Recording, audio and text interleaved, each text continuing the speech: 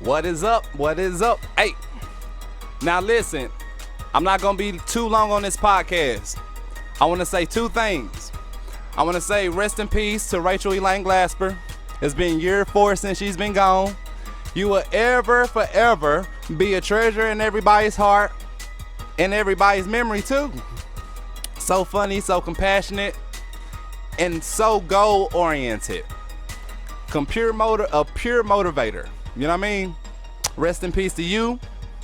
And I want to say happy Disability Day to everybody who is struggling physically, mentally, or whatever. ADHD, decapitation, or whatever. And another message to people that like to come down on, you know, our kind of folks. Sincerely, I say fuck you with this finger too. That's how little y'all are to me. You know what I mean? Want to thank God for another beautiful day. It's not too much that I want to talk about. I want to give confidence to everybody who is struggling with their own disabilities. And we're going to get into that. Of course, I'm going to try to smoke this blunt during this podcast, but you know how I am. I get to talking, get to rambling and shit. I want to send a super shout out to Mike at Data Tech 11 for my new Dell 2-in-1. Think it got the 16 gig RAM in it. Ooh, running my OBS pretty smoothly. You know, and if it is glitching, fuck it. That's all I'm gonna say. I got a little too much going on in here anyway. Yes. Embracing our disabilities. Be comfortable with the way God made you, because that's what it is, you know? And you know it's so crazy. It's a sad world that we live in, you know? We should be more on the normalization of normalizing people overcoming their disabilities with the way that we should. I'm being honest. I have seen some incredible acts done by the people who had the most disadvantage. I love being motivated by people who have been told you can't do that their whole lives. I love them kind of people. I've seen people with no feet play soccer. You know what I mean? Very interesting. It's amazing what the mind will create the environment to do, if that makes sense. You know, you can still kick it with no feet. You know, I can still flip people off with no finger. You know, embrace who you are and trust that God did it for a reason. I still ask myself, like, well, why, you know? But I guess it makes me more unique.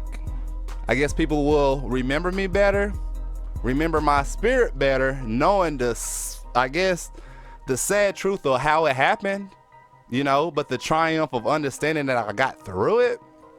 Yeah.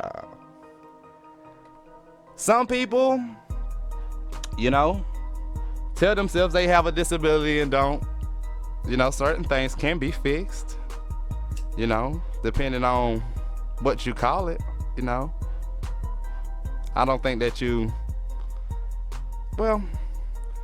I don't get a disability check. You know, they know that I can do more than enough to get some income coming in. It is what it is. But it's crazy what they define is a disability and not, you know. Some people get crazy checks because they have a so-called psychological issue. And they could get checks faster than the people with no legs at all. I've seen a lot of that. You know, we got to come up with the understanding. I'm not saying we, because we are the people. You know, most of us who are disabled is not rich. I've never seen a really rich disabled person.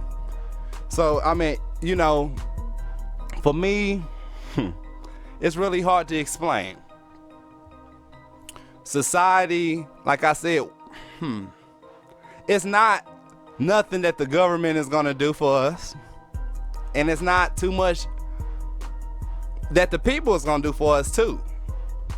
You got to think about how the disabled what the Special Olympics, that's what they call it. You know what I mean? The Special Olympics. How it's just really slept on just as well.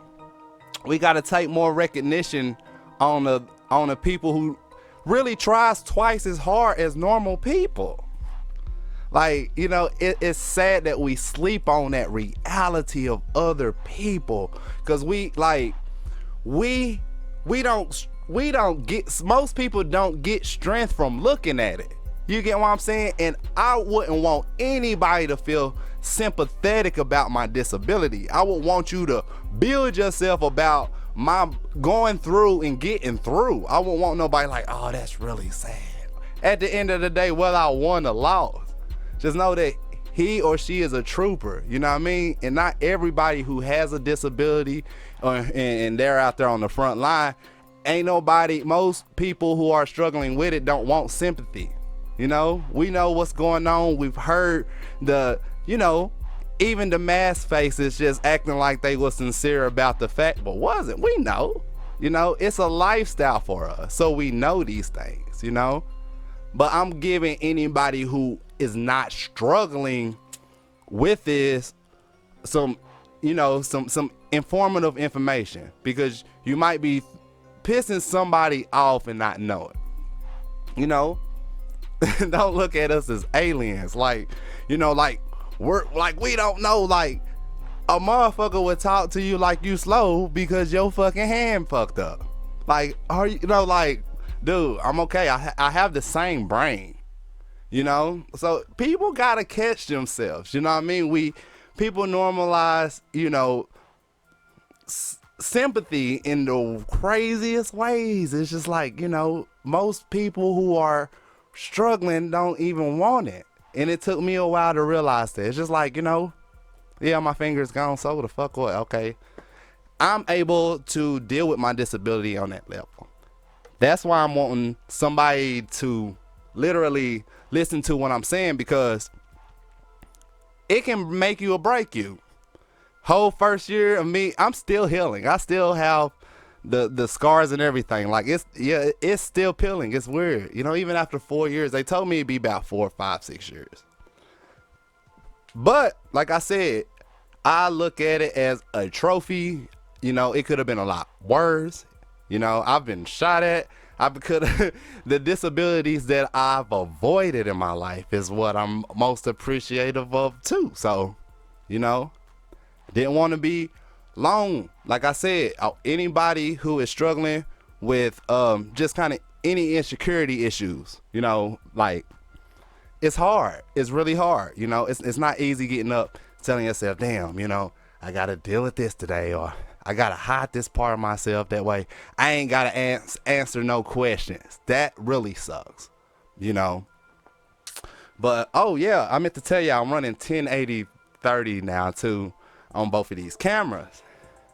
Super zoom, I ain't got to do too much other than just turn around behind me, but blah blah blah. We're gonna have Mike from Data Tech in the chair. Lord, Leroy, talk to you today. That was a very enlightening conversation that we had. Appreciate everybody who showed me love on my Tulane page. I went live earlier, just explaining the dynamics of your heart versus God's own heart. And just like I tell anybody, the biggest and the worst way that we can step on our own peace is trying to be more good than what God already has done. I mean that shit. We step on our own peace. We step on our own progress, trying to be super people, breaking our own emotions, breaking our own selves over the things that we supposed to have serenity about. The strength is in the serenity, The things that you can't change, you just have to move on and allow God to do what he been doing. Just like he been doing, just like he always been doing and was doing. And will do, I thank y'all for tuning in. Like I said, this podcast about to turn up. I gave myself a promise, just like I gave her a promise. So it's not like me to be procrastinating no more. I'm glad that I'm able to built this up to a more professional situation. I just didn't want it to, like I said, look like shit, you know. I like everything to be feng shui, if I'm saying that word right. But I love y'all, and I thank y'all so much for tuning in.